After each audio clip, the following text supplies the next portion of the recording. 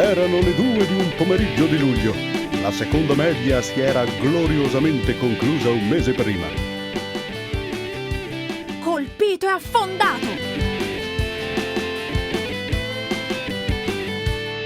Munizioni! Non esce più acqua. Anche qua è finita.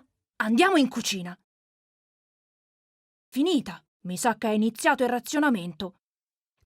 Quale razionamento? Quello per la siccità e la carenza d'acqua. È giorni che ci martellano con questa storia alla televisione. Solo tu ascolti certe notizie. Per forza, Giovi, tu guardi solo i reality e i telefilm sugli innamorati californiani. Sempre a stressarci col tuo banchetto degli ambientalisti? Io mi interesso. Voi non siete mai stati in Africa, non potete capire.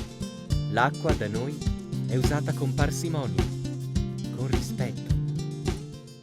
Se ci avesse visto mio nonno oggi con tutti quei gavettoni, ci avrebbe preso per matti. Anche mia nonna blatera sempre che noi giovani non abbiamo rispetto. Si ricorda ancora di quando le facevano fare il bagno nel mastello. Da noi l'acqua c'è. Siamo pieni di montagne e di neve. È solo una cosa passeggera. E i cambiamenti climatici. Sembri l'uccello del malaugurio.